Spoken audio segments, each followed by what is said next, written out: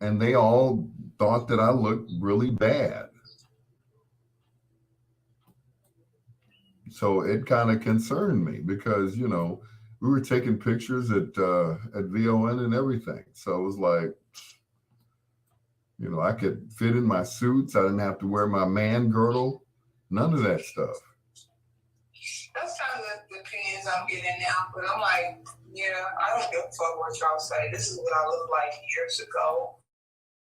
And they need to put on get more muscle because that shit is not healthy. I don't give a fuck what people say. People saying it now. Mm-hmm. There's no way. I'm not. I'm gonna tone up. I'm definitely gonna put on more muscle, but. And that's just it. People who are like big for so long. Right. They're used to seeing you like that. Right. Exactly. When they see you a certain another way, then it's like, like, dang, are you sick? I'm like, no, I'm not sick. You didn't really say nothing when you got fat. Like, no one said any fucking thing to me. Nope. And that's how it goes. They just get used to seeing you a certain way, and that's it. But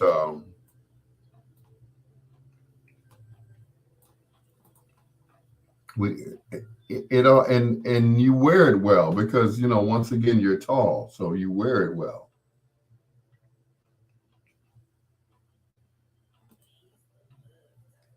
But as long as you feel better, then it should be no problem, what other people think, because they're always going to say something negative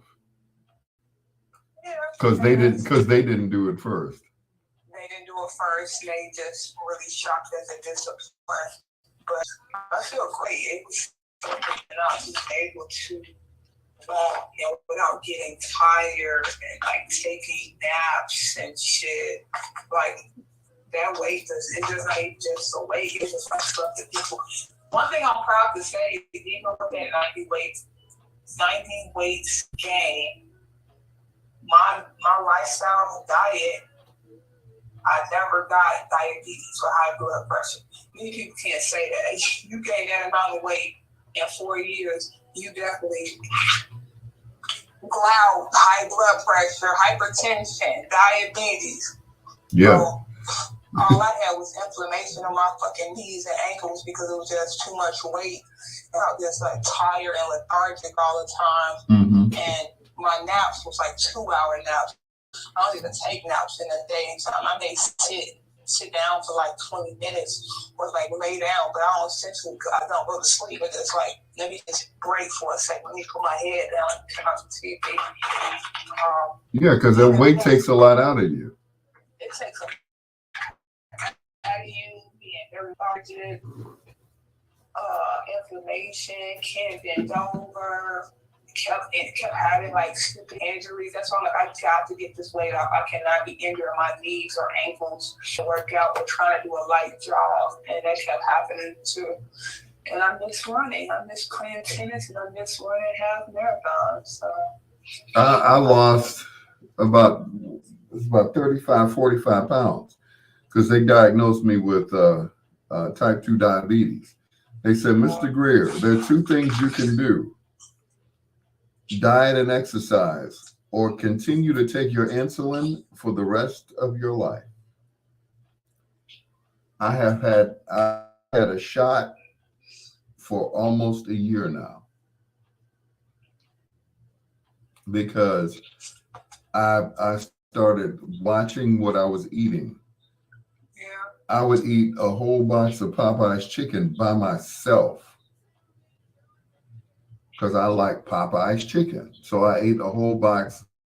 How many people know that one of the main ingredients is sugar in the batter? That's why they love that chicken from Popeyes, because it's so good. It's so tasty. It's got sugar in it. What do you do when you want to get a kid to take some medicine? You put something sweet on it. And they just lap it up. Ooh, this is so good. What is this? It's called Father's John. It's called medicine. Why do you think they make cherry flavored medicine for kids? because they love sugar, and that was it. So I had to switch from Popeyes back to KFC because ain't no sugar in there. You know, I had to go back to Harold's. But Popeyes, oh my goodness, I couldn't get enough. You need to give up Harold's and KFC. That should be a once in a year something. And that's just it. It's like now it's chicken, fish, and turkey. I don't even eat pork. Good for you. No sausage, no bacon, no ham, no miss it. I watch somebody eat some bacon or ham. I'm like, I remember what it tastes like, and that's it. Honestly, we need to educate ourselves. It's just one of those minds. It's so hard to change our mindset about eating healthy. My friends sit there and we do was bagged up, clogged up, wasn't having pooping, and they had, she had like surgery or some shit they did to her colon. And those girls back to eating beef and eating pork consumption in moderation. I'm like, you shouldn't. I'm like, I don't understand, even if it's little. Like, you just went through that, lost about 60 pounds, and you were in the hospital. I don't know how well you cook it. I was like, that should be enough for you not to even eat beef or pork. And she was shocked because she's like, it was enough for me to get food poisoning when I was a kid to get me off beef. The worst case of food poisoning ever. I can't dare it. Like, you get sick off. What's up, Mike? Yeah, it is crazy. I can go on. But that's just it. The stuff that we grow up eating is the stuff that ends up killing us. You know. I was eating French fries and shit. I hear all type of shit about how long those damn McDonald's fries can last up to 10 years outside of the fucking grease. I'm like, and I was eating that shit. And you know what they cook it in? Meat grease. The same meat grease that they use for the hamburgers. Hold on for a second.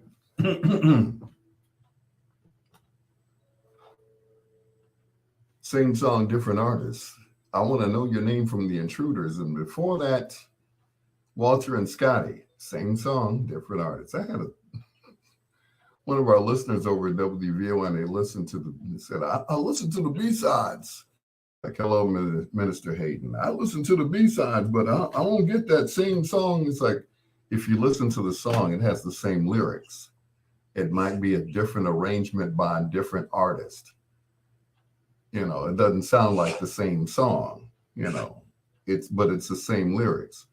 Like if you listen to You Send Me by Sam Cooke, it's the same song done by Aretha Franklin. I get it now. Oh, okay, Brother Greer. Oh, these preachers, I tell you. Good evening, welcome to Bedtime Stories. Daryl Owens, long time no see, man. Michael James Green, I have not seen you in a while. Daryl, we were talking about food off the air. This young lady that I work with over at WVO, and we're talking about, weight loss and food and everything else. And Daryl makes some of the best catfish. I got to say that. I gave a long time ago. I eat only chicken, fish, and turkey. That's it. That's all. Because pork stays in your system and messes you up, gives you all kind of high blood pressure and everything else. Beef stays in your system. If you don't eat beef at 8 o'clock in the evening, then it stays in your system until the next day. And you all messed up in the morning because you're wondering, what did I eat last night? Oh, you ate that big old steak. That's why. That's why you eat it early. Make sure you get it out of your system, right? Stays in your colon forever. Sorry about that. I'm sure some of you all are still eating. Hello to Greg Moore. M Squad Breakfast, March 18th. I'm there, man. Michael James Green, we don't play no Michonne Young on this station. We play old school and dusties. like this one from Eddie Kendricks. Bedtime stories. We don't play no boogie woogie. Miss Sean Young, nah, we don't, you know. I have her music, but we ain't gonna play that. Not tonight.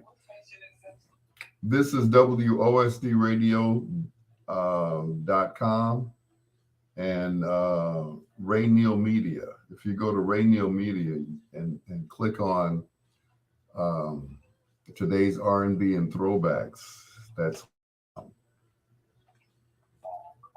where I'll be. Yeah, and on all the different apps. Yeah. Yeah. And if you have Apple, you can pick us up too. This one guy, man, I got my own station and nobody can pick me up. I said, oh, you got an iPhone, huh? Stop trying to be like me. Anyway. Anyway, Miss Baldwin, I will call you tomorrow and we'll just continue this discussion on nutrition. Sure. All right. Take care. With her fine self. Good Lord. And she's so tall, I could just walk up behind her and just,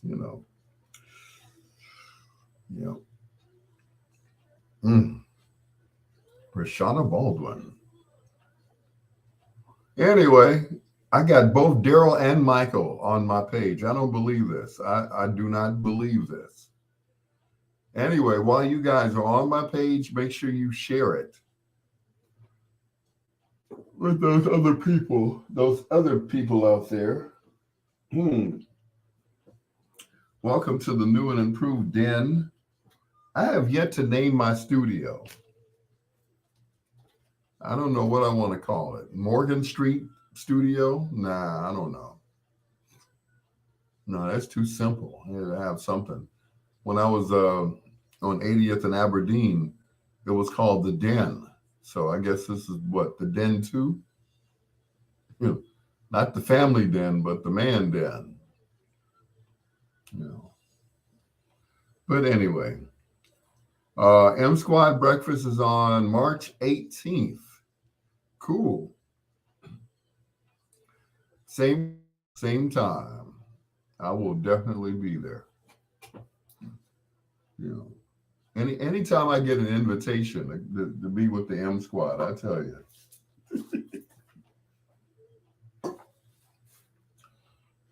I still can't believe it because when Mr. Moore told me what he told me, I was like, well, I should have been in this a long time ago. It was Wayne Field who put together this whole M Squad thing or gave it its name. I'm not sure which one it is, but Wayne and I went to high school together at Mendel. Of course, I left in my freshman year, but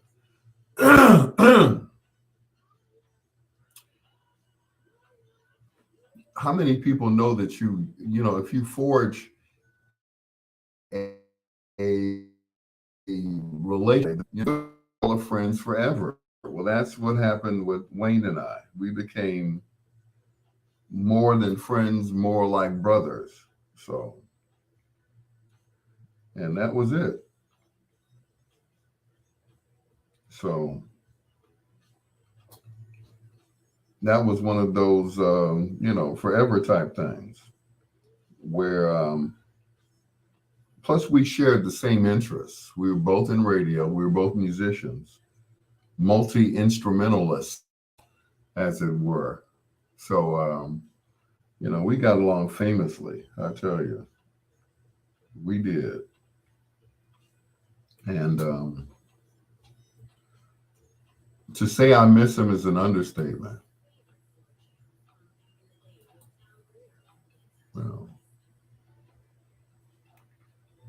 Yeah, to say I miss him is an understatement. So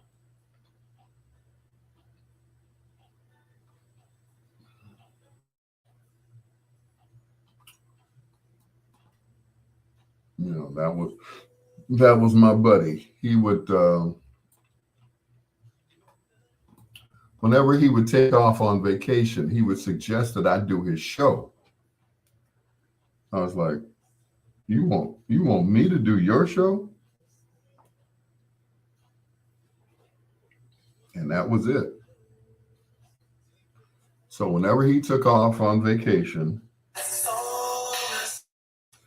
they paid me as an independent contractor to do his show. At that time, I was not a employee of WVON. I just would come in, would do commercials. I remember one week he took off. They wanted me to come in and do production. I did. They paid me my little vendor's check, and I was on my way. So, whenever they did the taste of WVON, they would ask me to come in and do his show. That way, he would be fresh for the next day, so that he could host the show. He was the MC of the taste of WVON. So they figured he needed his rest overnight because it usually started early in the morning and went all day. So they would have me to come in and do his show. Now they don't care about if I'm up all night. Make sure you're on the grounds at 9 o'clock, Al. You didn't have any sleep? Oh, that's too bad. You should have recorded your show. So, of course, the B-sides on WVON, of course, is recorded. Either I do it here in my own studio or I do it during the day at the station. Of course, I never get a chance to do my show anymore because we're so shorthanded at work. There's only one person doing production now, and that's me. Before it was like, we had two people working on production at one time. So now it's just me. I do everything, from recording the commercial, recording whomever, voicing the commercials, and of course, making sure they make it on the log so that they can be played the next day. So my duties have upped, but my money has not, which is cool because those who know me, and that's Daryl, knows how long I've been doing this because Daryl used to drive me out to Gary at my first radio station, which was WLTH. So he knows how important it was to me to make it back and forth to work. So that was it. Daryl had a car, I didn't. I finally saved up enough money, bought a car, and it stalled in the middle of the winter on Broadway in Gary. Wayne was on our first breakfast. We would joke with him about my crew, calling it M, my last name coupled with crew being about music. Again, M. So we called it the M Squad. Now, there used to be a show back in the day called the M Squad. So I thought that's where they got it from. But, there was a TV show called the M Squad. So I just assumed that was it because it made sense because of music. So cool. Washington, Kissing You, right here on Bedtime Stories. The show designed with the lovers in mind, where we put you to bed, but never to sleep with the greatest love songs of all time. Good evening, Greg Moore. He is the proprietor of Chicago Soul to Soul on Facebook. And of course, we're reminiscing about Wayne Fields. Coming up, I think it's April, May. Yeah. We would have lost him. It's going on like 4 years, and it really doesn't seem like it. Greg said Wayne was on our first breakfast. He would joke about me and my crew, calling it M. My last name coupled with the crew being about music, M. So we call it the M Squad. That's what's up. Yeah, because I remember there was a TV show called the M Squad back in the day. It was like one of those detective shows, and they called themselves the M. And then you had the Mod Squad. So Mod just dropped the OD, and then you got M Squad. So we used the theme song Count Basie. Ah, yeah, yeah. I miss Wayne too. Michael James Green. He said, "What about Ragman from Gary, Indiana?" Well, I met Ragman when I was, it had to have been like 79, 80.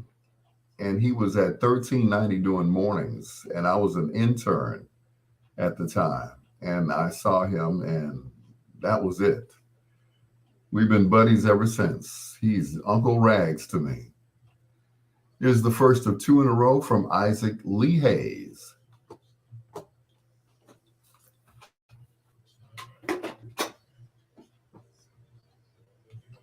Yeah, I met Ragman when I was an intern,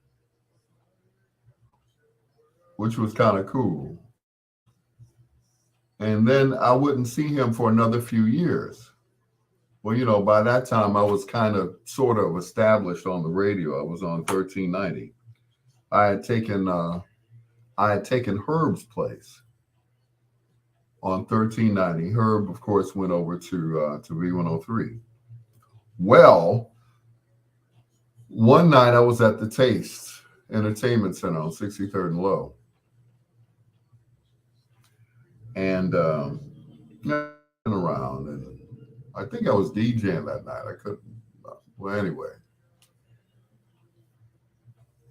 so one of the owners, one of the brothers, um, not Larry, but the other one.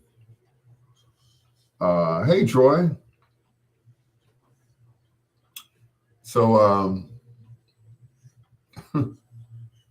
he said, "Hey, Al, I want you to meet somebody." I said, "Oh, who is it?" He said, Al Greer, this is Ragman." So me with my, warped sense of humor, I was like, "Your Highness," and I bent down on one knee and I grabbed. I was like, I kissed his ring. He said, "Al, get up, man."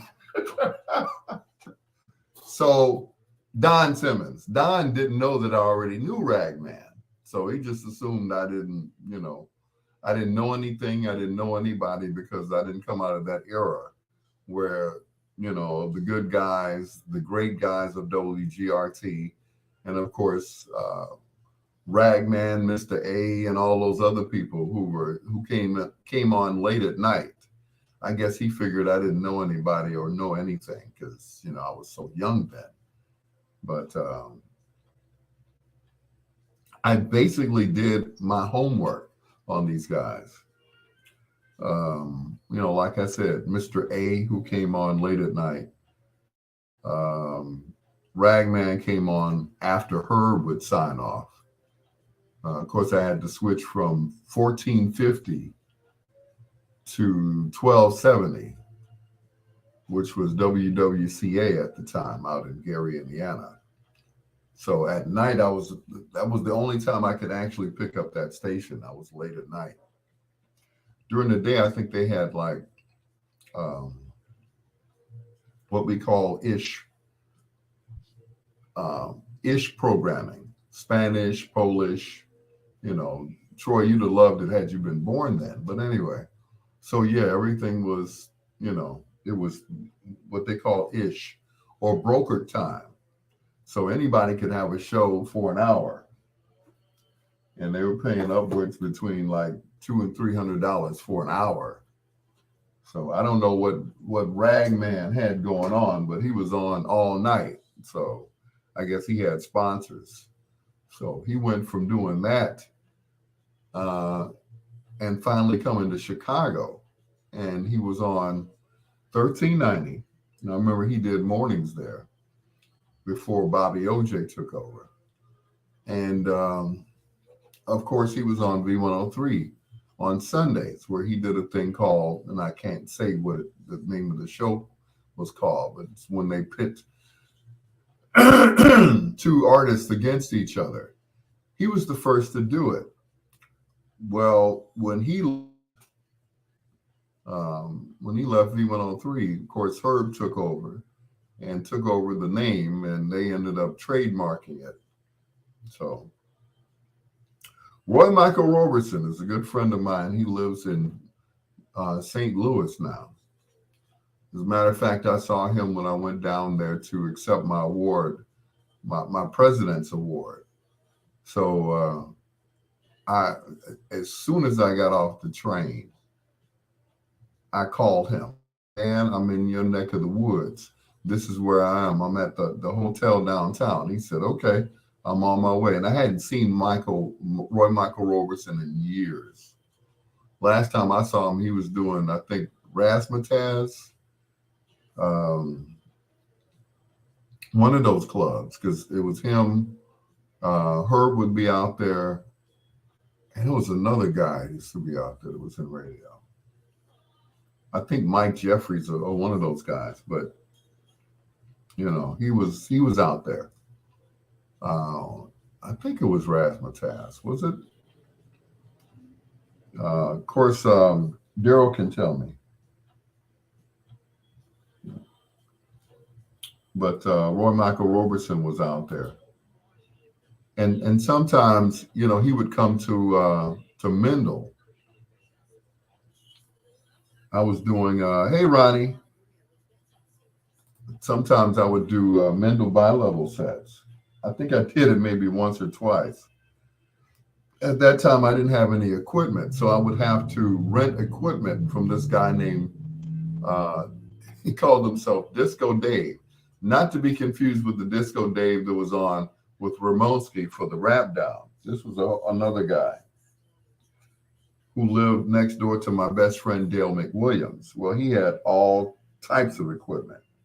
So not only did I get to use his equipment, he also had a van. So he let Dale and I use the equipment. Of course, I didn't know that much about equipment at the time and how to hook it up and all that stuff. So it was like trial and error. I had to figure it out. And because he had what you call a tri-amp system.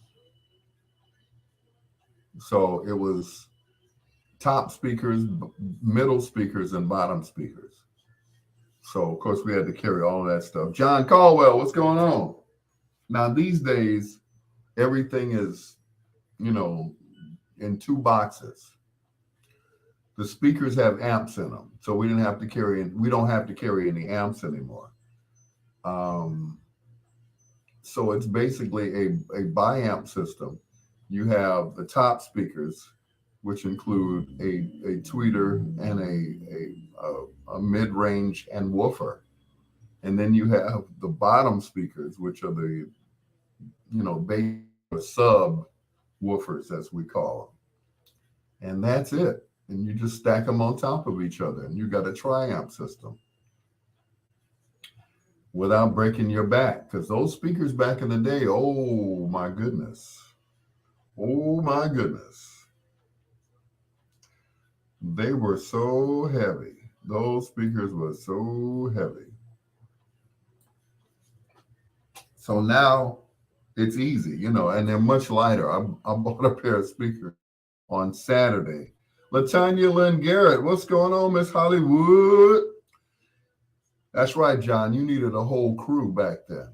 It was like doing sound at the Erie Crown or something, because the speakers were, you know, and some, you know, Ernie Green, what's his name? Good Lord.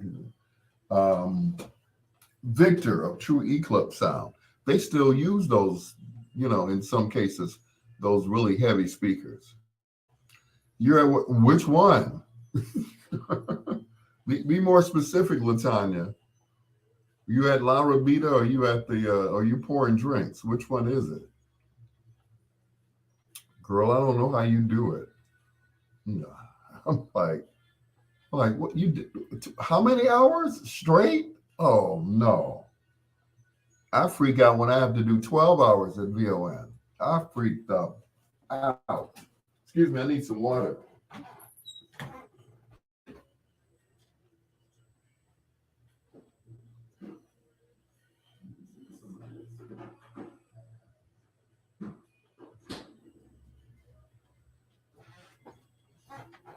Yeah, I freak out when I have to do 12 hours. Oh, you're at La Rabita. Okay. R&R scoops. Yeah. You would buy the boxes, right? Not the speakers, but you buy the boxes.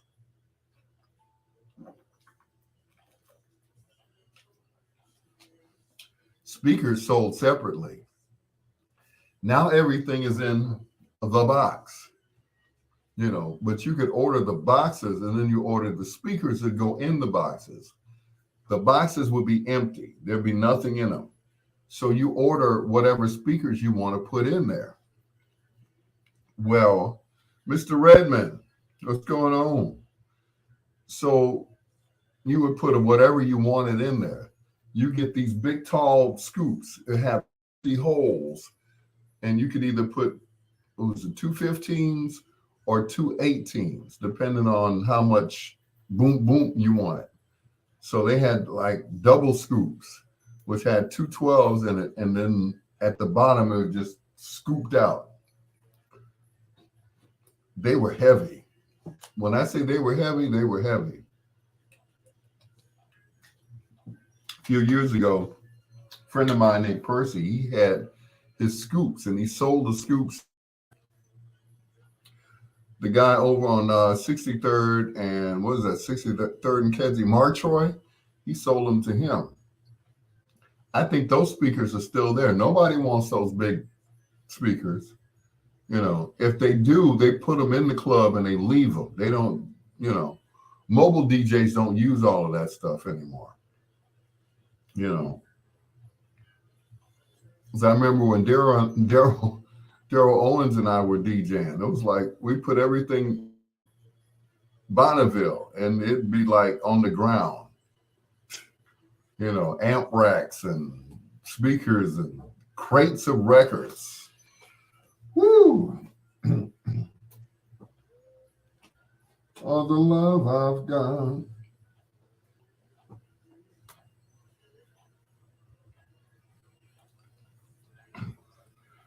And just as long as the world is round, I'll never let you down. I love that song. From the album Chocolate Chip, Isaac Hayes, and Come Live With Me, right here on Bedtime Stories with your peanut butter brother, Dr. Al Greer. Isaac Hayes, of course, has a son. His name is Isaac Hayes the third. Isaac Hayes, of course, is a junior. His son is the third. So I guess you can say he's Little Ike. Now, I don't know if he shaved his head on purpose to look like his father, but I remember a story about Isaac Hayes and how he shaved his head. He said his hair hurt because his hair was so extremely nappy. So one day he decided to, shave it all off. And he said he never went back to growing hair. He wasn't actually bald or going bald. He just said his hair hurt his head because it was so nappy. He didn't want to get no process or nothing like that. He shaved his head, and that became his signature because at that time, all the singers and stuff, they had hair. They either had their hair permed, they had the Jerry curls in the 70s, the conks in the 60s, and of course the big old afros. So he said he couldn't even grow his hair that long. It would hurt. I'm like, you go ahead. Isaac Hayes, live with me. Peanut butter brother, Dr. Al Greer. Hello to LaTanya Lynn Garrett, aka Miss Hollywood, with the lips, I tell you. Mr. Redmond, thank you so much for being on our Facebook Live. And don't forget, while you're on our live, do me a favor. Where it says like, comment, and share, just hit share, Mr. Redmond. I know he's not going to do it. He's like the first one to say, ain't trying to make you famous, doctor. Here are the Isley Brothers from the album Live It Up. It's Lover's Eve on Bedtime Stories with your peanut butter brother, Dr. Al Greer.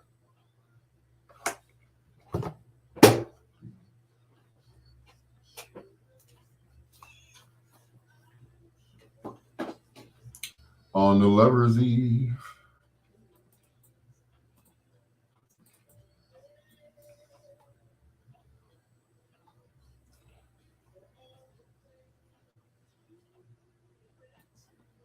On Lover's Eve.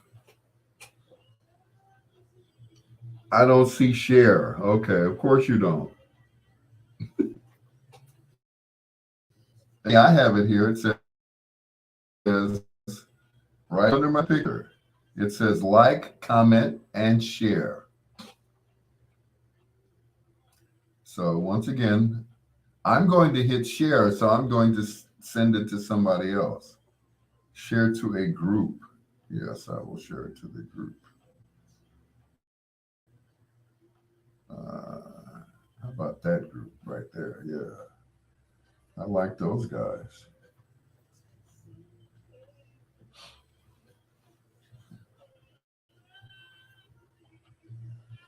Now you see it. Oh, of course, now you see it. Yeah.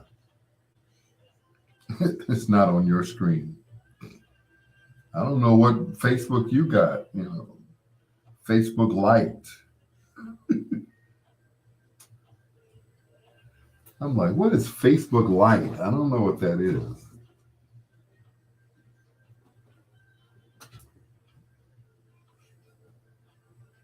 Facebook Lite. Anyway, but yeah, go ahead and share that for me, Mr. Redmond. I sure appreciate it. Show. I didn't say share smart. It didn't say share smarty pants. Okay. That's Dr. Smarty Pants to you, sir. Mm-hmm. See, Lydell be talking about me behind my back. He just don't know I know. Mm-hmm. When he see me as like, Doctor this, and I love you, doctor, and I love you. Mm-hmm. But he talk about me like a dog, and I don't even care. And I still love you. At the end of the day, I still love you. You can talk about me all you want to.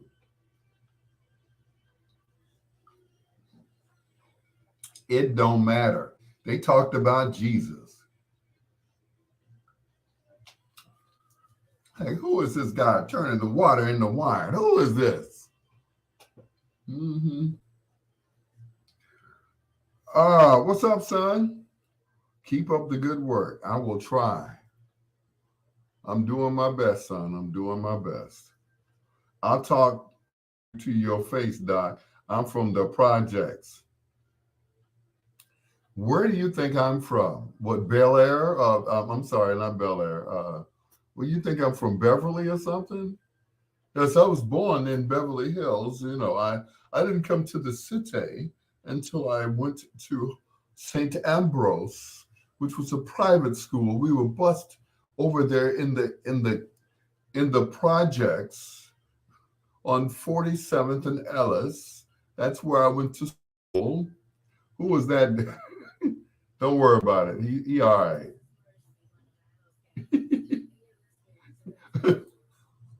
I'm from Hazel Crest. You from no damn Hazel Crest. People think because of the way I talk, they're like, you didn't grow up here. Because every time I go to a restaurant, like tonight, I'm from Chinatown, yeah. Asshole. Anyway, so I went to this restaurant tonight, and the girl looked in my mouth like, she's like, say that again. I would like,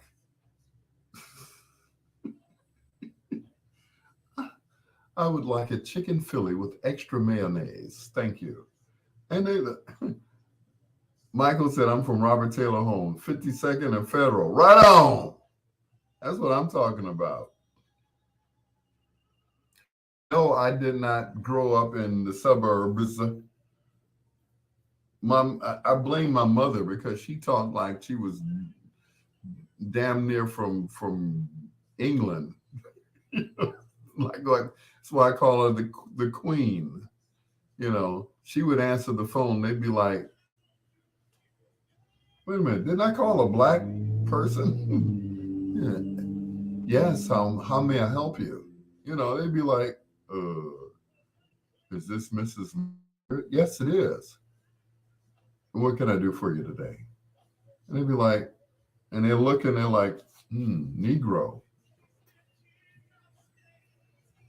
My mama didn't sound like no Negro, which I think that's where I got it from because, you would never tell that I was from the. Anyway, I wasn't from the Ickies. I didn't grow up in Robert Taylor homes, but I sure as hell didn't grow up in the suburbs. I grew up on 47th and Champlain. So don't get it twisted. I know where you're from, Leclerc Courts. You and Latanya and what's his name? Denmark. Yeah, that guy. I know where you're from, and I know where Leclerc Courts is. Yep, I know exactly where that is. But no, I didn't do the projects. We moved from 47th and Champlain in like 69, 70, something like that. And we moved to South Shore. Well, at the time, South Shore was still considered a part of Hyde Park until they cut it off. They cut it off at like, was that Marquette Road? Something like that. But, everybody I was around, they all, they were all from the projects. They had all moved to, the South Shore area because their parents didn't want to be in the projects anymore. So all of them, were, dare I say it, they were all project people. So I grew up around people who were from the projects, but my brother and I used to get teased about the way we talked. We didn't have nappy hair, so they called us the dog hair brothers. Your family lived in Cabrini Green in the 60s. My family grew up, basically, we were in, Altgeld Gardens or Agel Gardens or Alligator Gardens, that whatever you want to call them. But yeah, we were in, my grandmother lived in Argyle Gardens, and that was it. But everybody has a past of where they lived, but it doesn't define you when you get older because I dated a young lady who lived over there on what's that?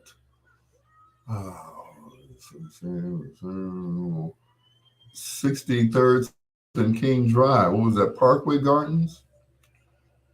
So another projects, Parkway Gardens, where the walls were like concrete. I never seen anything like that. So, we grew up, we had like regular, drywall walls, and that was it. So all my family's from Stateway, LeClaire, Wells, and the Gardens. And we all have a past of where we used to live. And, I'm not, we never dissed the projects. That's just it. That's something we never did because, like I said, all of our families, some are still living over there on 95th Street, um, between was it Wentworth and right where the church is. What is that? It used to be Loop Roller Rink. I still call it that. The Loop Church. So Timothy Wright's church. So yeah, I still got family who still live in the projects because that's all they know. That defines them. They proud of it, and I ain't mad at them. You know, because hell, they're Trinity, yeah, because they're paying a lot less rent than I'm paying by myself for a 2 bedroom. They got like 3 and 4 bedrooms, and they ain't paying. They paying half of what I'm paying, so I ain't mad at you. Brian Boone, what's going on? West Side. Yeah, but we all pass, but our past does not define us. And that's it.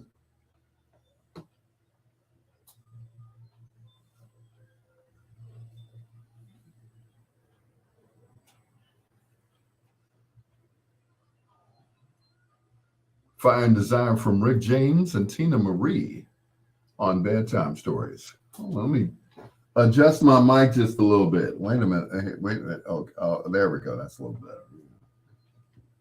Making adjustments here as we speak on the air here. Wait a minute to do that. Some more of this. No, less of that. Okay, that's a little bit better. Okay, cool. All right, we'll do that. All right. What was I saying? Rick James, Tina Marie, Fire and Desire, right here on Bedtime Stories.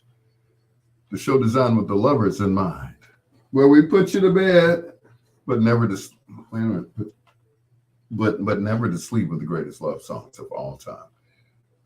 We were talking about the projects. A lot of us either grew up in the projects or knew people who grew up in the projects. Stateway, LeClaire Courts, Cabrini Green, Argyll Gardens, Parkway Gardens. Our own Ralph the Hoove Liggins, he grew up in Parkway. Mr. Lydell Redmond over there at LeClaire Courts, and so on. Brian Boone said Abla on the west side. Loden. I don't remember Loden. I do remember, and as a matter of fact, every night as I pass 23rd, 24th, 25th, and what is that? Michigan? Yeah, Michigan. Not Michigan, but what is that street over? State. Because Robert Taylor Homes and all of them were on State Street. Ickies. I remember one night dropping this young lady off at the Ickies. I'm like, that's what the Ickies look like. Anyway, here's an early song by Luther Vandross. Check it out.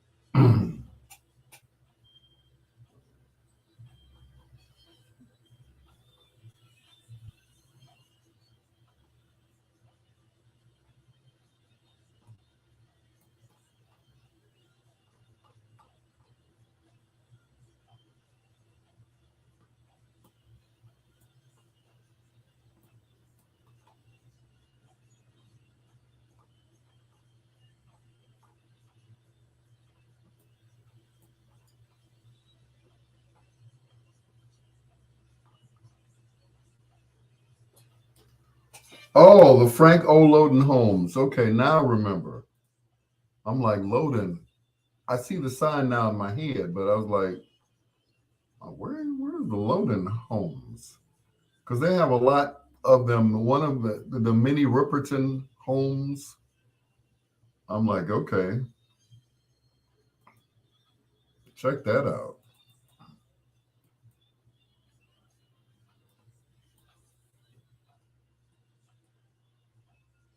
The mini Ripperton homes. I'm like, check that out. 95th and Wentworth. Yeah.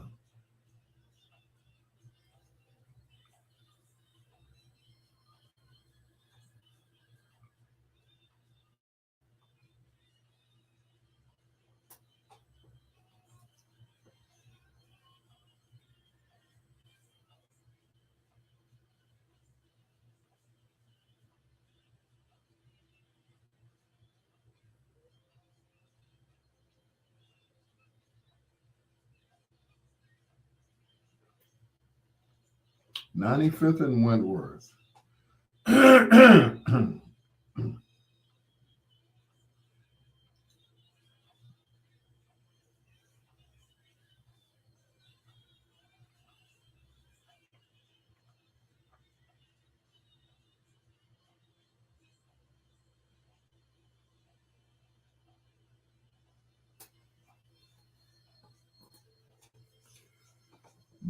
Before Luther got famous, he did an album called simply Luther.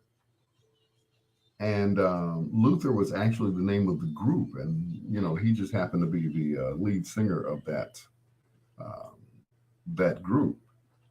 And that was one of the songs off of there. Thank you to Kirkland Burke for sending me that.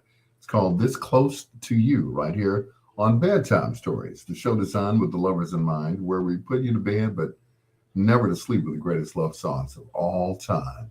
On WOSD Radio DB Chicago, WDLB Indianapolis, and of course, WRLNradio.com.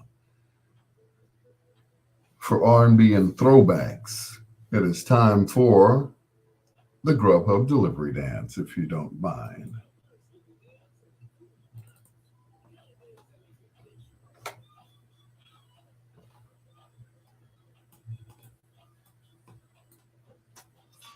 Was as good at singing as he was picking up dudes. I don't know. Probably bigger at picking up dudes.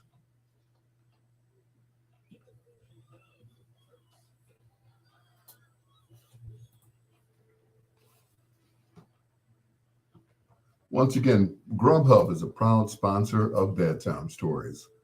With yours truly, your peanut butter brother, Dr. Al Greer.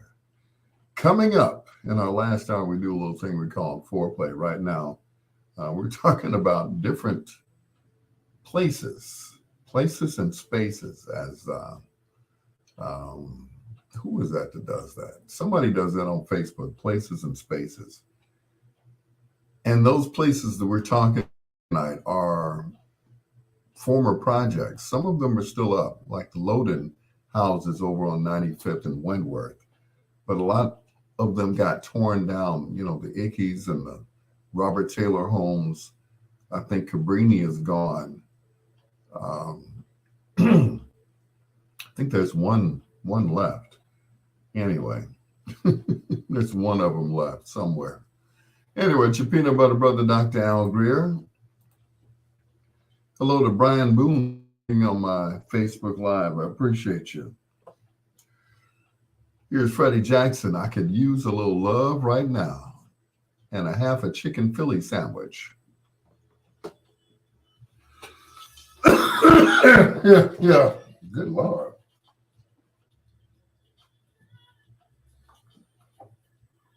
Rosenwald homes. Yeah. The Rosenwalds.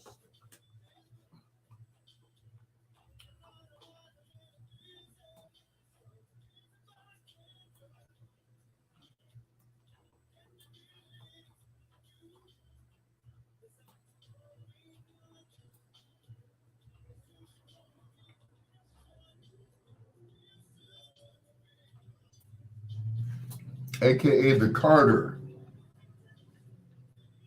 Mm-mm.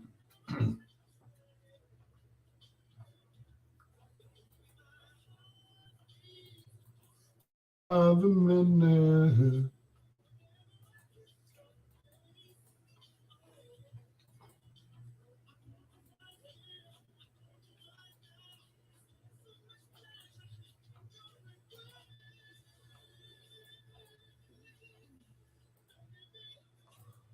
It's a little love right now. Mm-mm.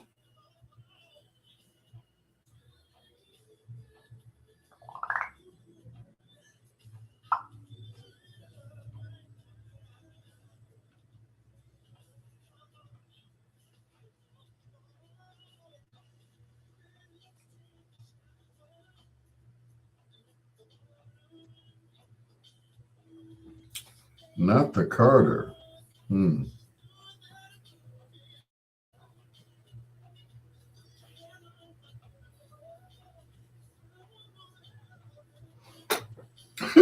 So I was DJing the other night at the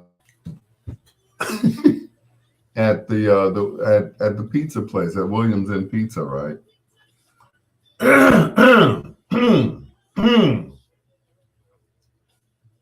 So I have my head down and I'm reading my phone. And this guy walks up to me and says, "Hey DJ, wake up."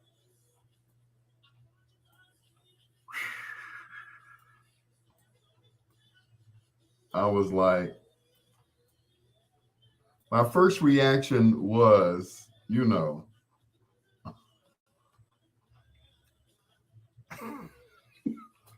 my first reaction was, Ninja, I'm not asleep. You know, I think there was that night to kind of mess with me. This one guy came up to me and he's talking about, he's a salesperson at Power 92 and he's the number one salesperson. And, he just keeps going on and on. I'm like, um,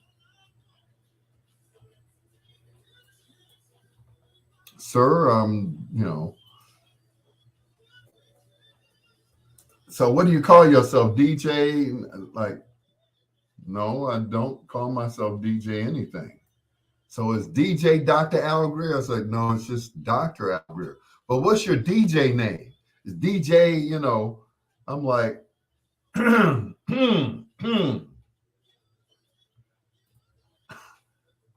I'm not having this conversation right now with you. I'm like, did you ask him if he wanted a cookie? I have to watch what I say up there. And I'll tell you why, Ronnie, because they're all connected up there. You know, they're all, they're all family, if you know what I mean. You know, so I have to watch what I say because they will sashay back to the owner and tell him what I said. You know, and they are very, yeah, they are very sensitive. He's talking about, well, my girl, she got a PhD. I can't tell if you got a girl because I think you're the girl. You know, and he's going on and on telling me about, he's the number one salesperson at Power 92 and this, that, and the other. I'm like, trying to make a connection. I was like, sir, my title is, it's Dr. Al Greer. It's not DJ Al Greer. It's not Dr. Al Greer DJ. It's Dr. Al Greer. You wouldn't call Herb Kent DJ Herb Kent, now would you? Well, now I know what you like to be, how you'd like to be addressed and stuff. And, I didn't mean any disrespect. I said, well, it's a little too late for that. I got something coming up and I was going to hire you, but seems like you're walking away from me. I said, it's after 12 o'clock. I'm usually done at 12 and now it is 12:03 and you're blocking the exit, you know. Brian Boone said, Power 92, that ain't real music. You can't tell these millennials that that is not real music that they're listening to. They think because it's coming out of the radio and it has a melodic sound to it, they think that is music. And they think that they invented radio. You know, okay, you're who again? From what and where? You know.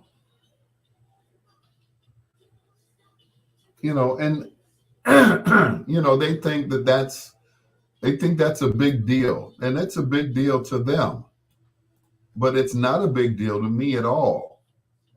You know, I don't listen to radio. I don't, and he's asking me about these songs, and he said next time have these songs by these people and stuff. And I'm like, sir, I've never heard of those artists before. Oh, well, we play them, on Power 92 and we play them. Like, sir, I'm sorry, I don't listen to your station. I don't. And they get really insulted that I don't listen to Power 92 or V103 or, for that matter. The only radio I listen to is I listen to my friend and my little brother, Rick Party, and I listen to him on 104.3, station for throwbacks. I don't listen for the music. I listen to him. And that's it. I don't listen for the music because the music is what I play every Friday and Saturday at Williams Inn. Millennials wore pajamas to clubs. I know. And, once again, these, and I can say this, because they're younger than me. They're way younger than me. These are kids to me. And they think they're really doing something. I'm like, okay.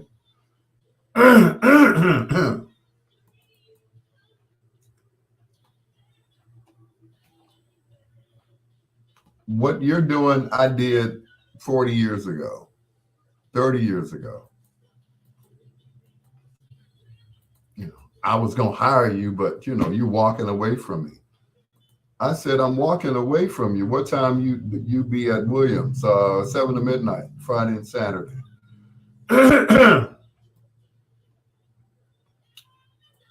And my thing is, I'm not interested in working for you.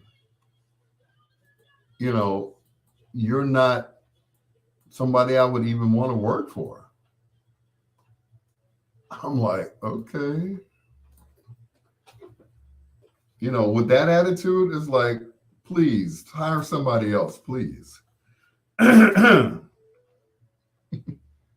Stacy Lattisaw, every drip, drip, drop of your love, right here on Bedtime Story. What happened to I rolled off too much bass.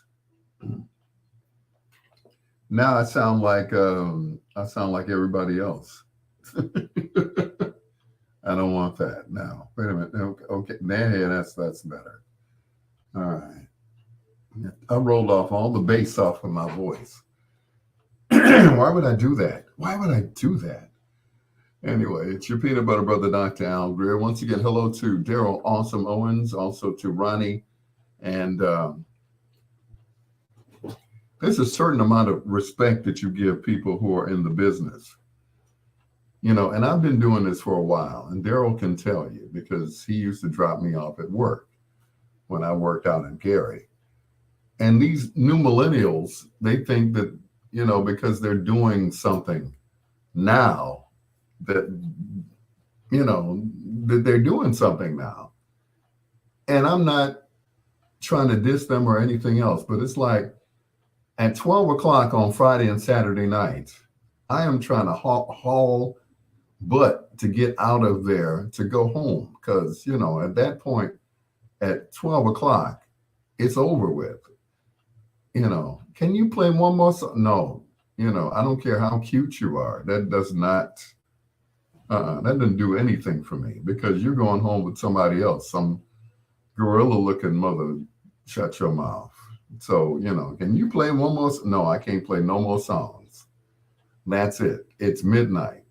If I play another song, then management is going to get on me. It's like they think because they're cute, you think you're cute. I don't think you're cute. Monkeys are cute. Puppies are cute, but ma'am, you are just not. No. Anyway, it's Gladys Knight and the Pips. If I Were Your Woman, on Bedtime Stories.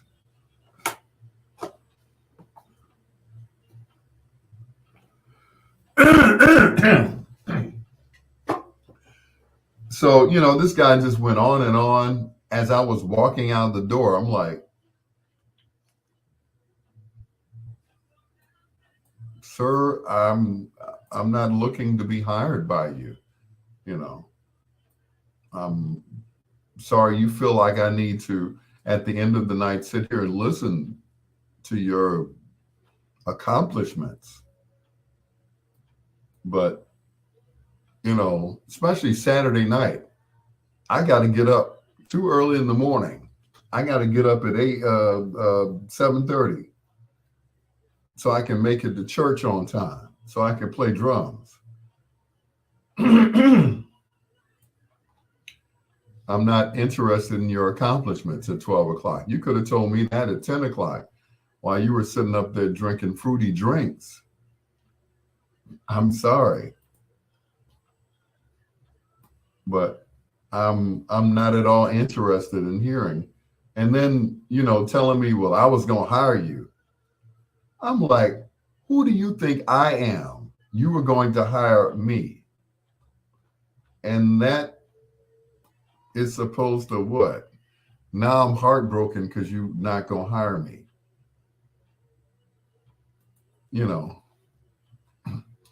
And my thing is, if I do anything outside of Friday night and Saturday night at Williams Inn, it's going to cost you, because now I have to bring speakers out and stuff. I got to drag stuff through the snow now. So yeah, it's going to cost you, bro. And that's not going to be a price that you're going to want to pay or can afford to pay.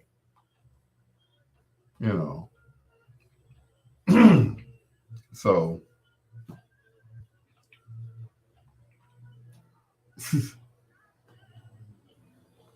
it's just weird. I'm like, you think I want to hear what you have to say at the end of the night? No, sir. Not interested. So he got mad because I walked past him. But he never touched me, no. Once I brushed past him, because, I had my backpack on, I had my rolling suitcase with my laptop in it. He didn't know what I had on me.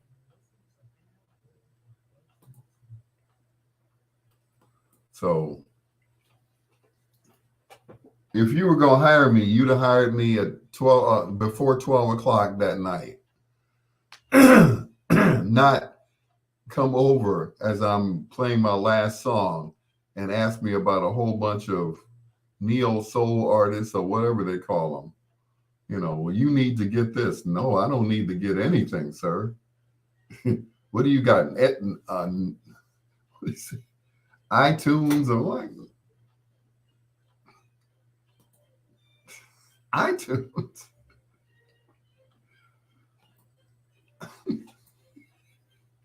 Like, no, fool. These are songs that I've had for years. I didn't iTunes nothing. So he's just going on and on, like I'm going on and on. I'm like, okay. And it comes up to you and says, do you have a list of 30 songs? And I tell him, yes. Which one do you want me to play? Because I'm only going to play one. You know, and they,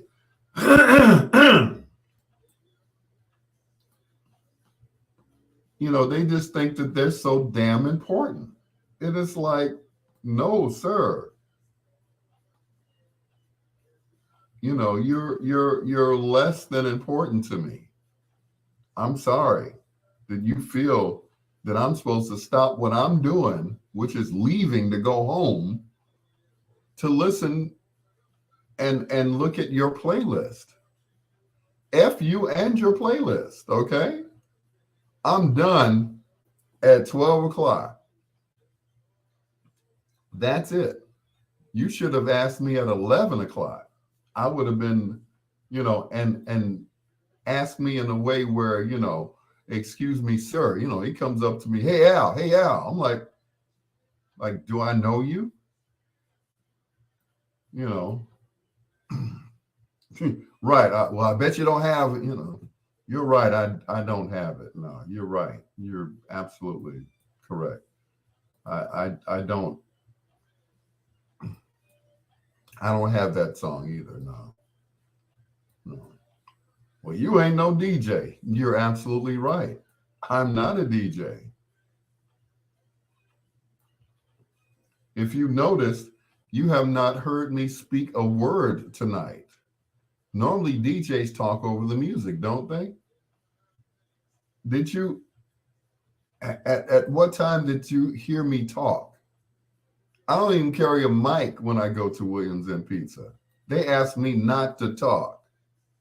Okay. For what they're paying me, I'm not going to say a word. You know, if it's somebody's birthday, I play a birthday song and that's it. I can't even say the person's name because I don't have a mic. They don't want me to talk. Okay. So, and I don't mind telling you how much I make. I make $200 a night. Right, your kind of party. I don't have to take any equipment.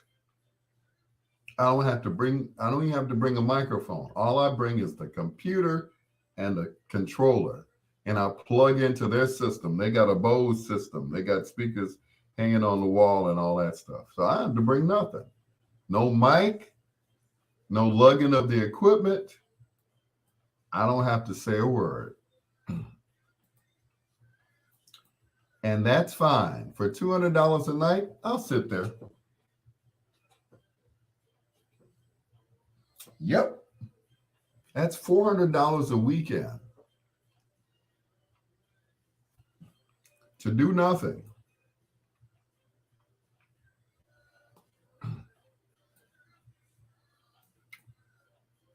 Can you play 50?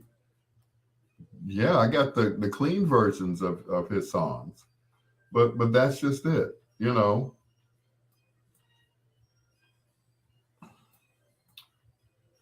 But once again, for that type of money, I'll never bring a microphone. Now, I make more money at Williams and Pizza doing nothing than when I have to go out to Geno's. I have to drive even further, and they only pay me $100. But once again, I make a playlist. I talk every 4 songs, maybe. Tell them that they're outside towing cars, and that's it. No big deal. So there, you know, as of today, that was a $500 weekend. Cool. Okay. If I have a big gig to do, I take off and I'll make it all in one night.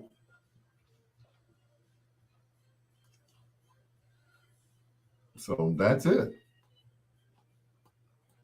So either way it goes, I'm going to make at least $400 to $500 in 2 nights in a weekend. In a weekend.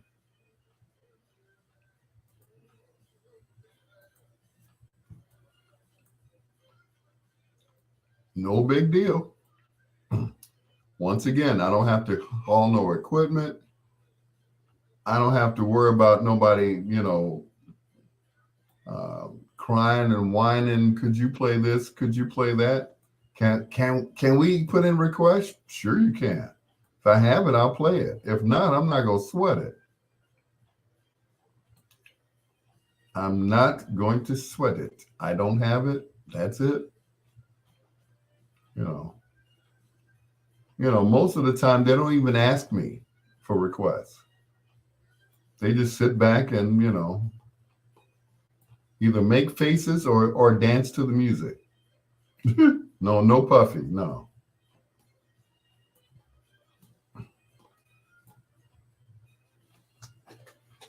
Nope.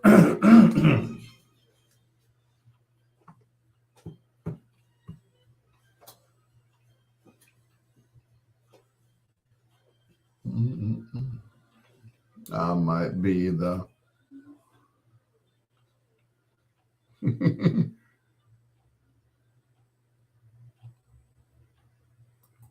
it's funny. I think that to myself whenever I'm out and some girl rolls her eyes at me. Look at this old man trying to holler at me. For all you know, I might be the best you know.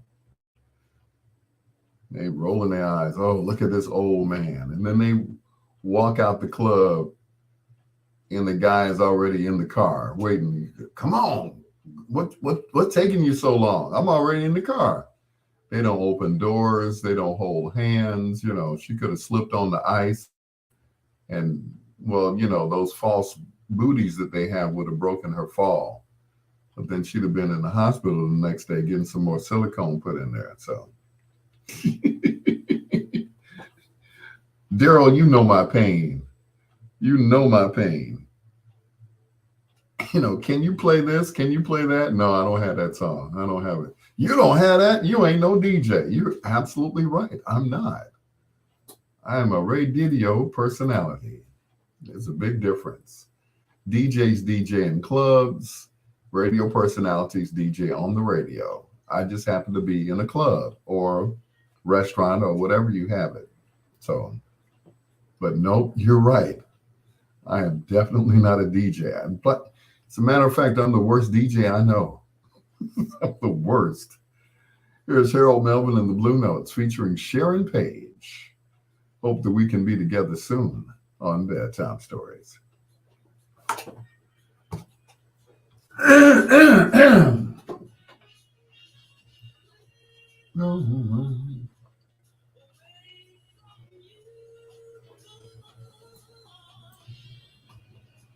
You ain't no DJ.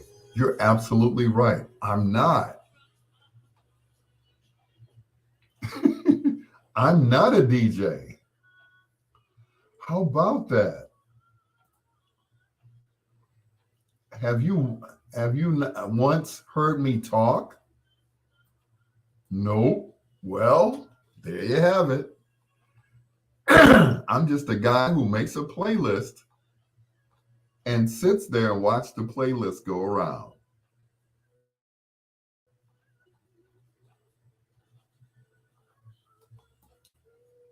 And I'm good at making a playlist.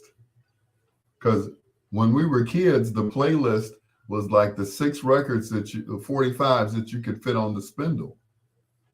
That was the playlist. I said, let me start with the James Brown, then I'm gonna play some Tyrone Davis, and I'm gonna have these old folks up here dancing, and they gonna be drinking and playing cards, and I can stay up with them all night. So that was it. That's how I became a quote unquote DJ. I would stack those 45s up there. I said, okay, this goes behind this, and then I play this song, and then yeah. There was a gentleman who lived across the street from me. I never will forget. His name was Jesse Watkins. His favorite song was Nothing from Nothing by Billy Preston. So I got to know what songs that they liked or didn't like. And that was it. So every party I would do, I would have the basics: BB, Bobby, Tyrone, and Johnny. That's all they wanted to hear all night. And anything around that, some Al Green, some Marvin Gaye, anything by Motown. And that was it.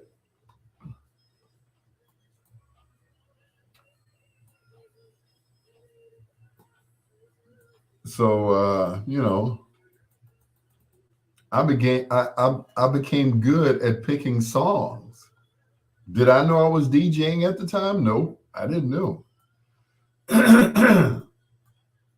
But I knew what songs to play to keep them singing all night. To keep the card game going.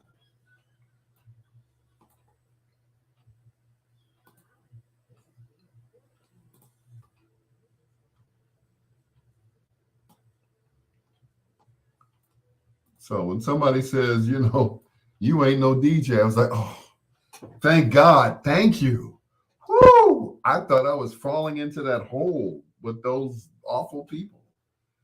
Because these days everybody calls themselves a DJ, but they don't know the music. I was taught by one of the best, and that was Richard Peggy. He said one song follows another. And that's to keep them going. You have to know music. You have to know tempos. You can't play a fast song and then a slow song, then a medium song, then a fast song, then a slow song, then two slow songs. It has to have a flow. It has a flow. You play a couple of fast songs, and then you play a medium tempo song. You got them stepping. And then you slow it down. You play a slow song. And then you gradually bring the tempo back up. And that's it. Fast, slows, fast, slow, slow, slow, fast, fast, slow, steppers, slow, fast, stepper, slow, fast. No, none of that. You can't teach how to DJ. You can't teach them how to DJ. It's a feel. It's just like I can teach you how to play the drums. I can teach you the 4-on-4 or four on the floor, as they call it, which is I can teach you that, but I can't teach you I can't teach you that. It's a feel. And most drummers will tell you, I've never taken a lesson before in my life. And that's it. Most drummers they've never taken a lesson. And they figure if they took a lesson, then they would screw up because they would be too busy trying to figure it out. Where when they played before, it was okay. But now,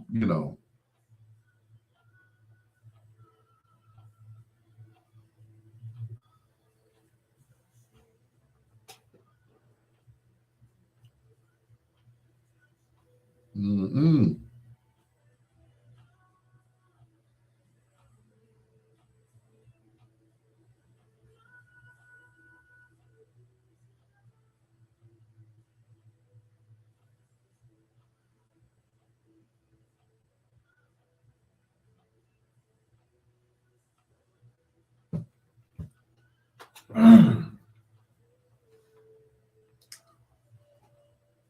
Mm-mm. But it's just ridiculous out here. You ain't no DJ. You're absolutely right. No, it never came out of my mouth that I was a DJ. I try to separate the two. And don't get me wrong, is it not that I don't like that, but that ain't my name. And they yelling, hey DJ, I'm like walking away, like, who are they talking to? Ain't no D or J in my name except Junior. That's it. And my mother didn't even call me Junior. Junior.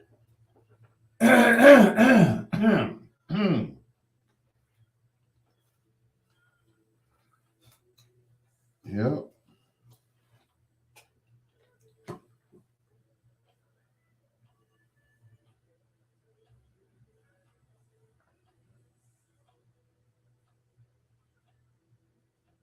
Mm-mm.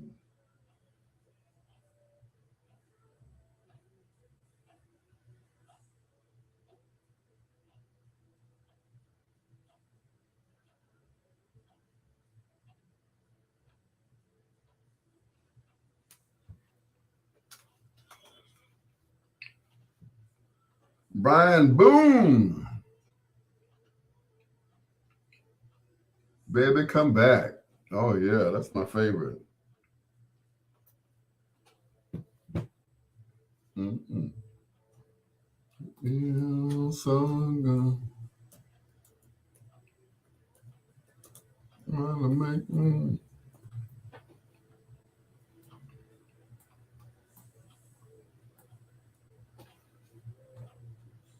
Mm.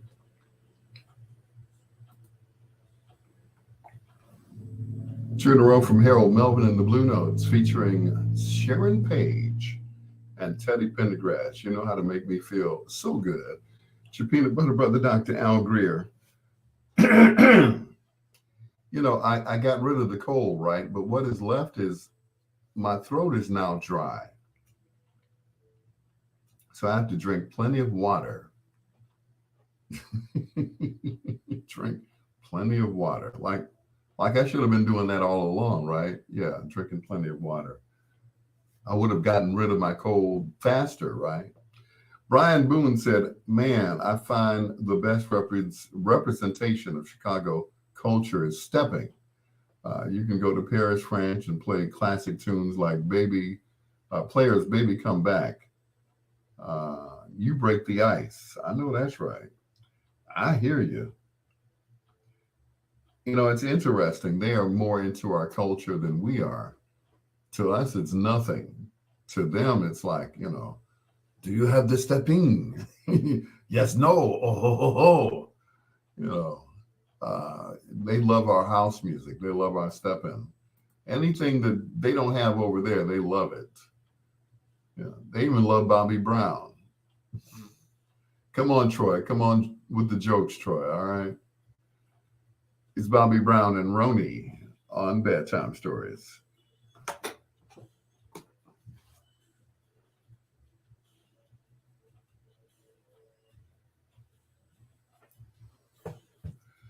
Cheese and macaroni. Thank you. Let's see him fall this time. Oh, they didn't fall. Anyway. You ain't no DJ. Well, you're right.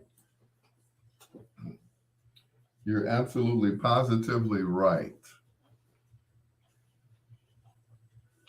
Never claimed to be, and I guess I never will be. And that's fine by me.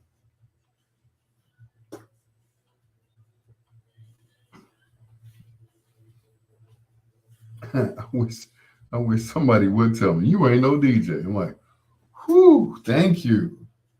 That's the best compliment I've gotten in 40 years.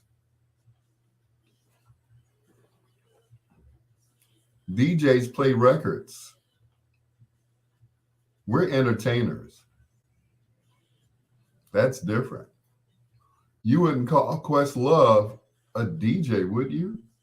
He's an entertainer. He's a drummer. He's a DJ. And he produced an award-winning documentary. So to put somebody in a box, I'm just saying.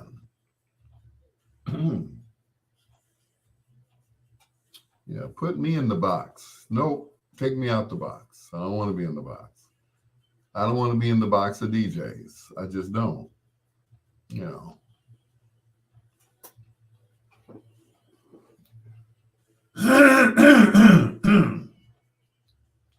That's why so many DJs walk away from being DJs because they got tired of just being DJs. Some of them just want to go fishing.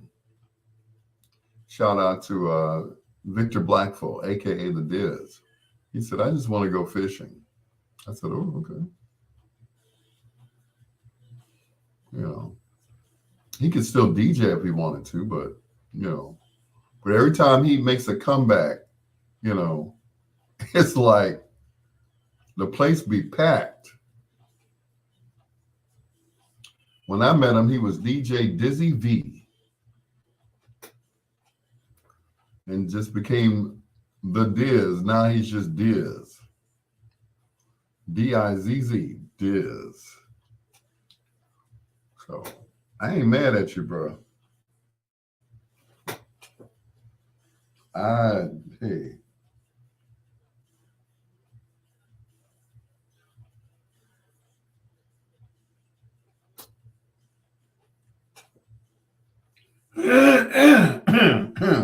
Good Lord.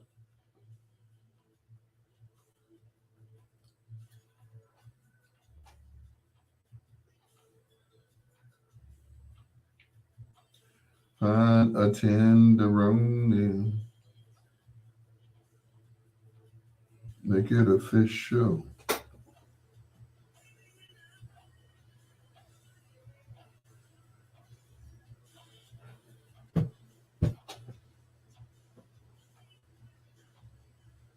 She's mine. Daryl said, sorry, no request. Nope, sorry. Request night is on Thursday. That's the night I'm not there.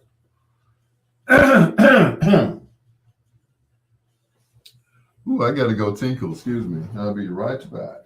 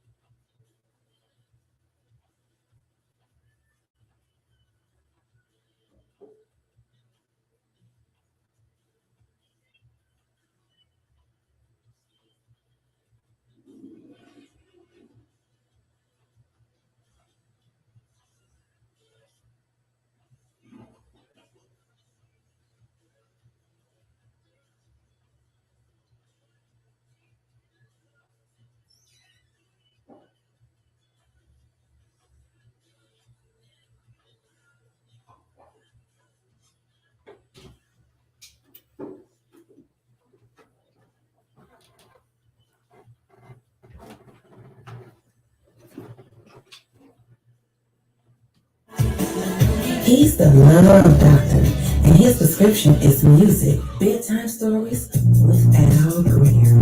I know that guy. I feel sorry for young people. No Soul Train, no American Bandstand. I know they will never know the joys of getting up Sunday or Saturday morning and watching Don Cornelius hold that mic all the way down to his chest. He was just, you know, nobody did it like Don. Nobody. Nobody. Nobody did it like Don.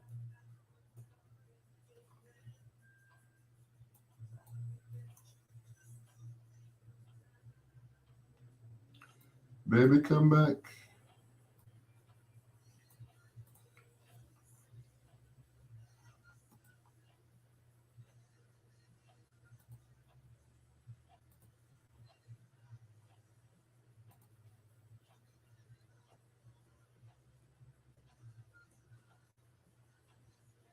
Here without you.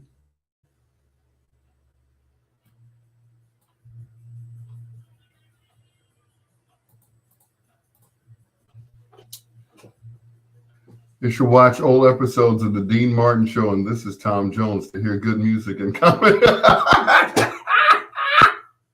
That's funny. That is the funniest stuff I've ever heard.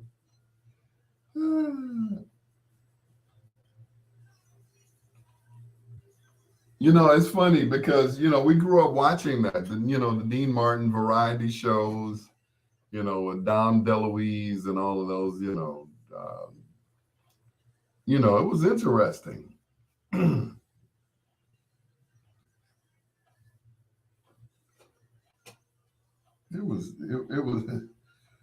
It was interesting, I tell you. Tom Jones, he purposely had, you know, African Americans on his show, you know, and Tom could go toe to toe with some of them. I'm like, you know, the only one who could not keep up with us was Cher. You know, Cher would put on her Afro wig and she would try to dance with the Jackson Five. She just couldn't couldn't do it. But she did well. They were on the Carol Burnett show. You know, Carol didn't try to dance with Michael. She's like, okay, that little boy can go. Remember the Big Bill Hill show? Yep, Big Bill Hill, Red Hot and Blues. You know, yep. Big Bill Hill.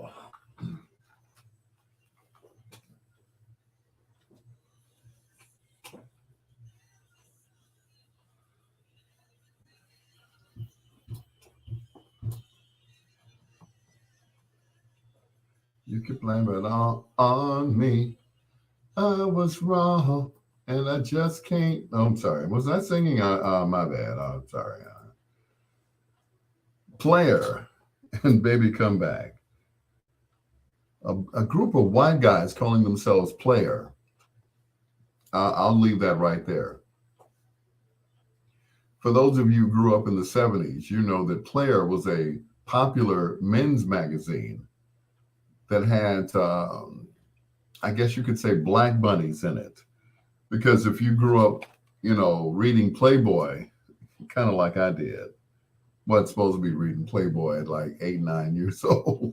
You know, when they came out with Player, I was like, oh, they got the black bunnies. Player was a little bit more provocative. You know, they showed a little bit more skin, if you know what I mean. Player. And then here comes a white group, a white rock group calling themselves Player. I'm like, okay, all right, Player. All right, okay, I ain't mad at you. Peanut Butter Brother, Dr. Al Greer. This is Bedtime Stories. We're about 13 minutes away from foreplay. That's 4 songs by one of your favorite artists or groups, male or female. Here's Brainstorm, and This Must Be Heaven. That was my Don Cornelius imitation. And This Must Be Heaven. On the big train. Yep. How many people know that the Soul Train line originated in Chicago? You know, for those of us who grew up watching Soul Train, I used to laugh at Dean Martin introducing the Step Brothers, a group of black singers. I think it was funny because they were brothers with Dean Martin, of course. To have Step Brothers since they were black, I had no idea the last name was Step. And, thank you, Troy. Greg Dorsey, what's going on? Chef Greg. Welcome to the party. But anyway, if you grew up watching Soul Train, then you know they would do this in the middle of the show. It was called a Soul Train line. Well, the Soul Train line originated in Chicago and some of the basement parties in Chicago, where the guys would get on one side and the girls would get on the other, and they would come down the line. Well, when Don, you know, caught wind of this, he took it and put it on TV. And it didn't have a name before. It was just guys on one side, girls on the other. and it became the Soul Train line. But before that, it had no name. For those of you who are old enough to remember that, it had no name. It was just guys on one side, girls on the other. And you come down the line and try to, either dance with your partner or out dance the person on the other side. And that was it. Let's see what you got. So once again, the Soul Train line had no name until Don Cornelius coined it, the Soul Train line, when he went on TV with it. You're freaking old. Thank you. Thank you, Daryl. Yes. And those are little fun facts. But yeah, the Soul Train line had no name. It was just, the guys on one side, the girls on the other. And they would try to outdo each other by going down the line and going side to side on both sides until it came time for that person to come down the line. So, but yeah, I have to use that at my next family reunion. Yeah. But yeah, there was no name of it. It was just a dance. The line, It's like, okay, guys on one side, girls on the other. Okay, all right. Y'all know what to do. What are we doing? I don't know. So once again, when he went to television with it, it was suggested by his dance coordinator, who used to find all the dancers. They used to go to all the clubs and try to find out who were the best dancers in the clubs. Well, that was up to Mr. Clinton Gent to do. So Clinton would find all of the best dancers in the city and ask them if they'd like to come down to the Board of Trade building and be on television on this newly found show called Soul Train.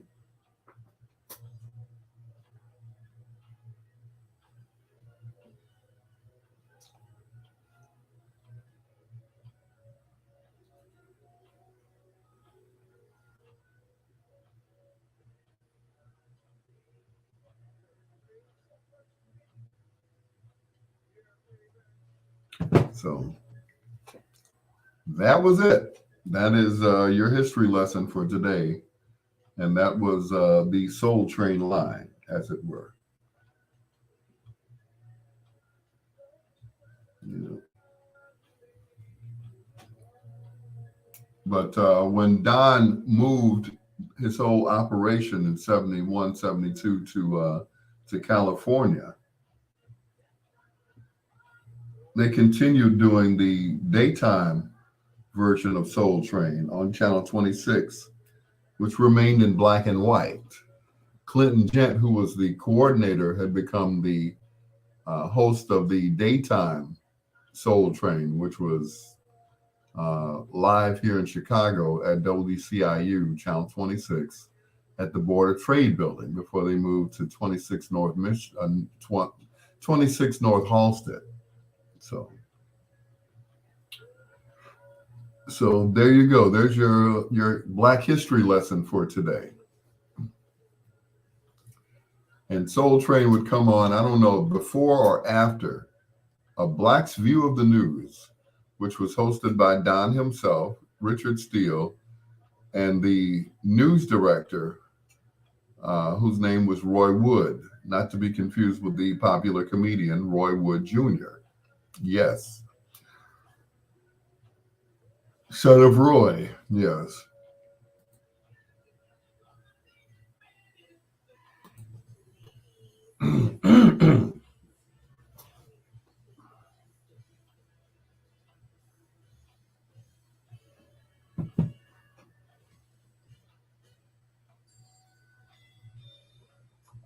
Boom, boom, boom, boom, boom. Do, do, do, do, do, do.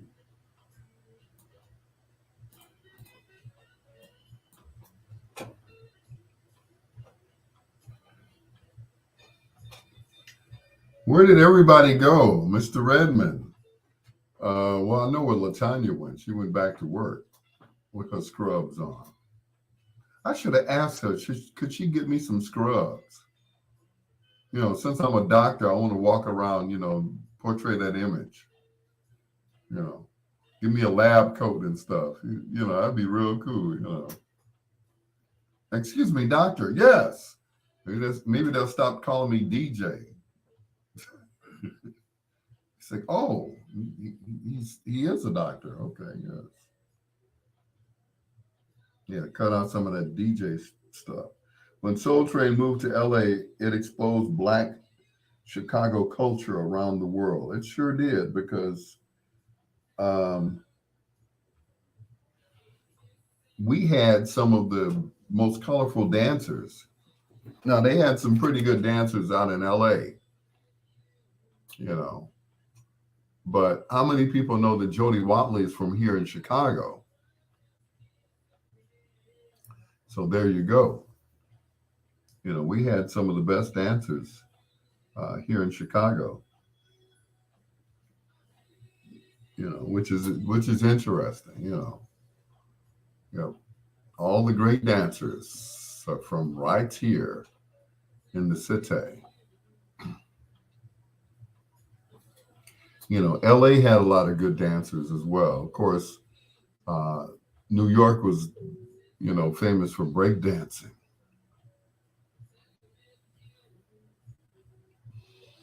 Yep, the whole breakdancing craze.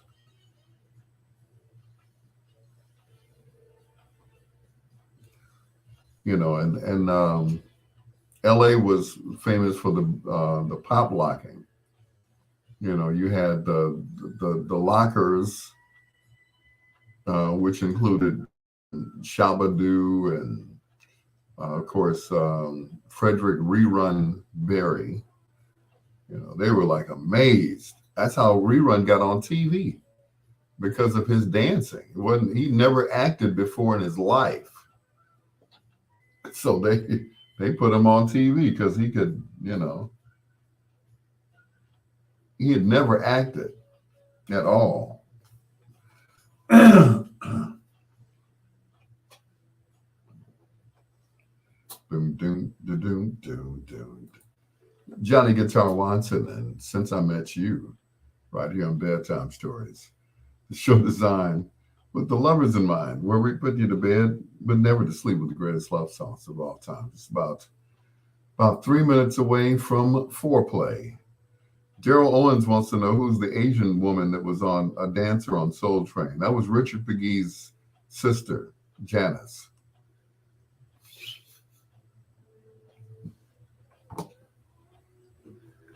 Woo! Lies, all lies.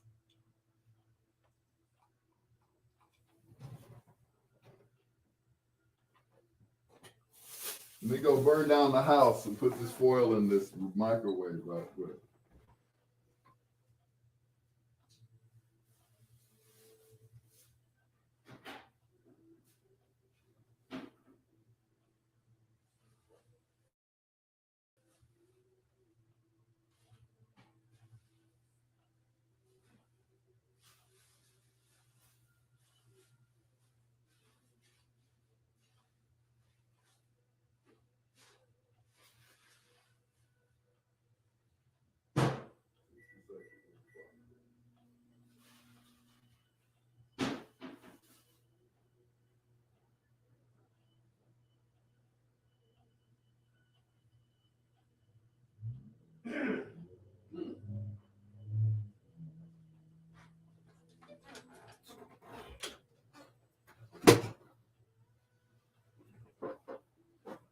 Yep, that Asian woman was Richard McGee. Congratulations on my show. Thank you, Phyllis Rogers. I don't know what show you're referring to, but thank you. I've been doing bedtime stories for almost 20 years now. It actually started at Kennedy King when I was teaching there. I actually took it from a student who left Kennedy King once he graduated. I was like, that show that you do on Sunday night, can I keep it?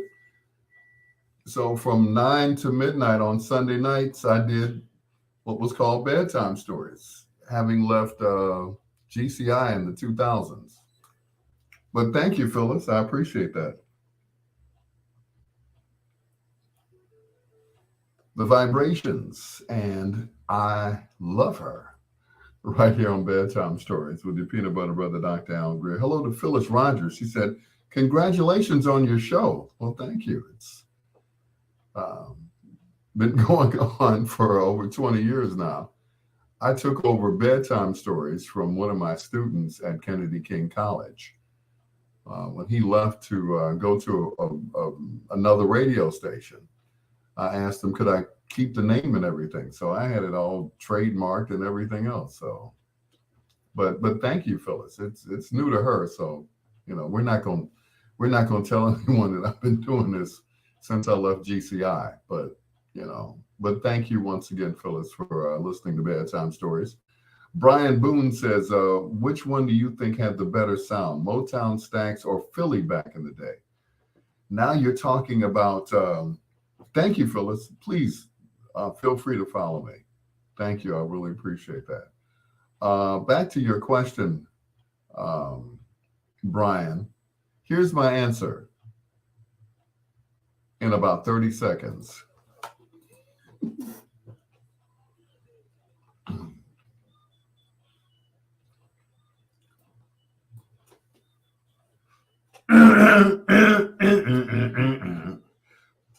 Boom, boom, boom, boom, boom, boom, boom.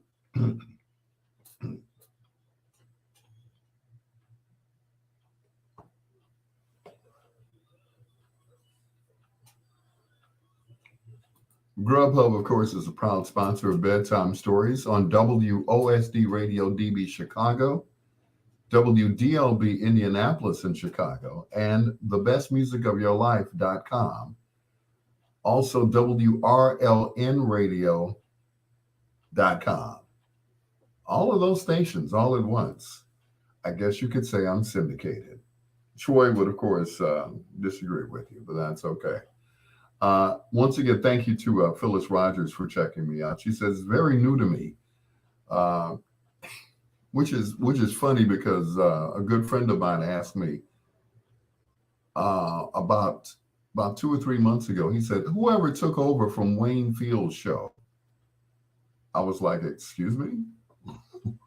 Yeah, whoever got Wayne's show. You mean the B-sides on WVON that airs Sunday to Sunday at midnight on WVON? You mean that show? He said, yeah. I said, I've been doing it for the past 3 years now. When Wayne passed, I took over the show. It was like handed to me. He was like, oh, I don't listen anymore because it's not live. It's only not live because I told you it wasn't live. Anyway, Brian Boone had a question before we went to the commercial break. He said, which one do you think had the better sound, Motown, Stax, or Philly back in the day? That's a hard question, Brian. The only way to answer that is Motown had a more slick and polished sound.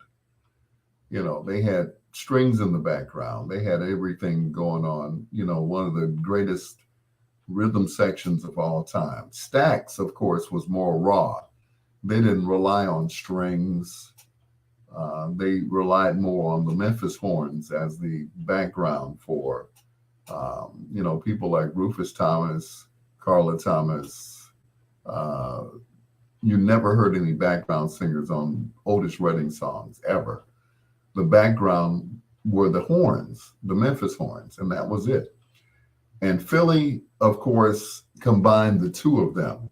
They combined the funk of Motown, the soul of Stax, and they just mixed it all up and put the strings as the sweetening behind it. So you got a funky, soulful, more orchestrated sound. It was all together. So, like John said, yeah, the sound was sweetened. You know, you had a lot of funky joints to come out of Philly. One of the funkiest songs I ever heard that wasn't trying to be funky was "Work on Me" by the OJs. And if you listen to that one, that's like, yeah, that's like some Parliament Funkadelic right there. You know, the rhythm section's doing their thing, and the horns are on the other side doing their thing. You know, you got to be a musician to appreciate it, or a musicologist like myself to appreciate what I'm talking about. But yeah, Philly was just a mosh of the two sounds, the Motown and the Stax. You know, the funk, the grit, the soul. So I hope that answered your question, Brian. I hope it did. Anyway, it's time for foreplay. This group had a very famous drummer. As a matter of fact, this drummer still tours to this day. As a matter of fact, he opened for the Whispers a few months ago here at the Hammond Casino. We're talking about LTD featuring Jeffrey Osborne tonight in foreplay. This is Concentrate on You. It's your peanut butter brother, Dr. Al Greer. Don't call me DJ, because I won't answer to it. Right here on Bedtime Stories. Oh, Splenda. I prefer. Thank you. But yeah, it was just all of it together. You know, Stax had that backbeat. Like if you listen to Tramp by Otis and Carla, that's Al Jackson Jr. all day long. And then the Memphis horns come, and you got Doug Dunn on bass, Steve Cropper, Memphis horns, Booker T on keyboards, Isaac Hayes on keyboards. That's that sound. Then Motown, you got the Funk Brothers. You got Earl Jones on drums. You got Richard Pistol Allen on drums. You got Benny Papacita Benjamin on drums. You got three freaking drummers. You don't know what you're going to get that day. Then you got the Oreo guitar section. You got John Messina, Robert White, and Eddie Shank Willis. Shank was like Shank, Tank, Ank, Ank. While, you know, Ronnie was like boom, don, don, don, don, don, boom, don, don. And then Messina was like, he was more that he was, you know, Italian, so it was like, you know. So you would get, hey, she said, I'm downtown right now. Okay. Be careful downtown. They going crazy down there.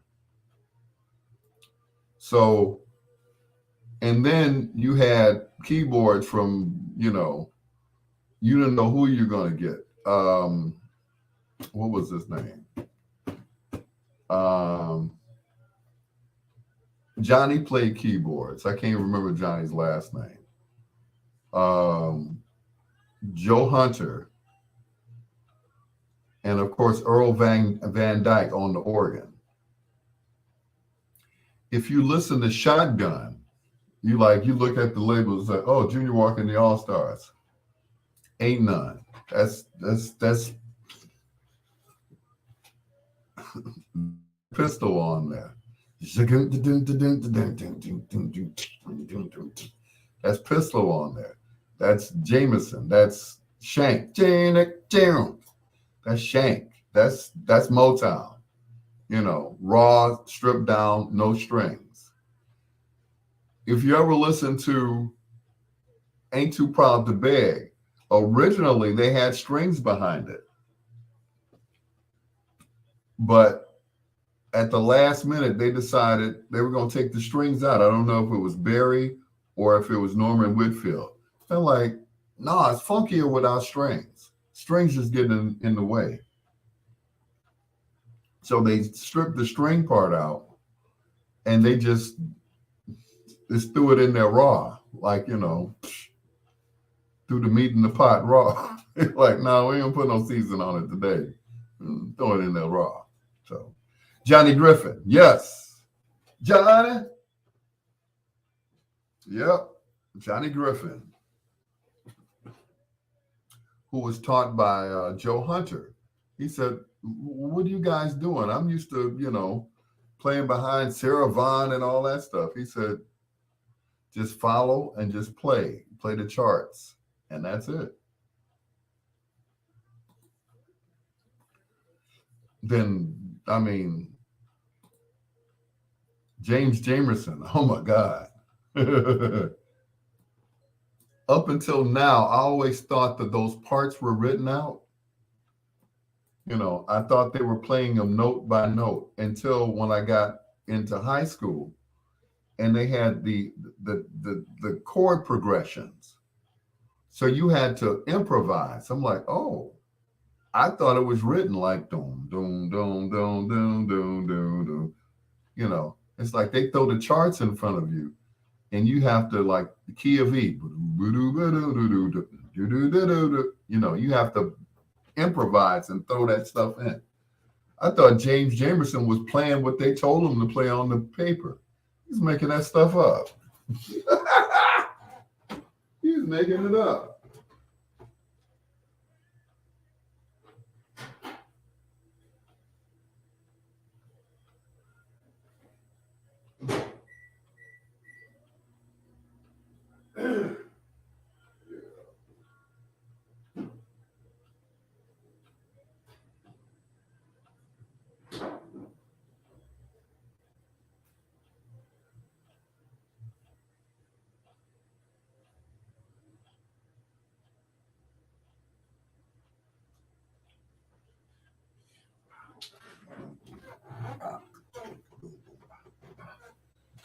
Where my cup at? Oh, there it is. Yeah, James was just making up stuff. And it fit.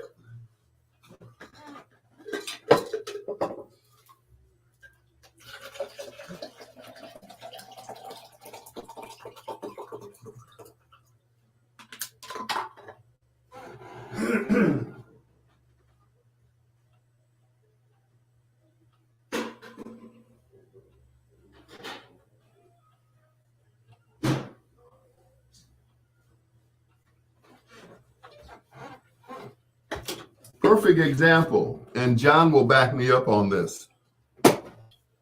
Right. I mean, Jamerson cuts up on Mutiny. I'm like, what the? If you listen to Bernadette by the Four Tops, they got a version, there's nothing but Jamerson on there. Boom, ba doom, ba doom, ba doo doo doom, ba doo doo doo doo, ba doo doo doom doom doom doom, ba doo doo, boom, ba doo doo doom doom, ba doo doom. I'm like, that wasn't written. You mean he made that up? Oh, hell no.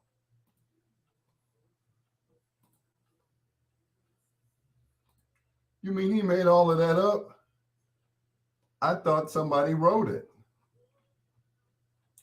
Boom, ba boom, ba boom, ba boom, ba boom, ba doo ba doo, boom, boom, boom, ba doo ba doo, boom, boom, boom, ba ba doo, ba da doo, ba boom, boom, boom, boom, ba boom, boom, ba boom, boom, ba da doom, doom, ba da doo, boom, ba boom, boom, boom, boom, boom, boom, ba da doom, doom, ba da doom, doom, ba doo ba doo, boom, boom, boom, ba boom, ba ba boom, ba boom, ba boom, boom, boom, boom, ba boom, ba ba boom, ba boom, ba boom, boom, boom, and he played with one finger like.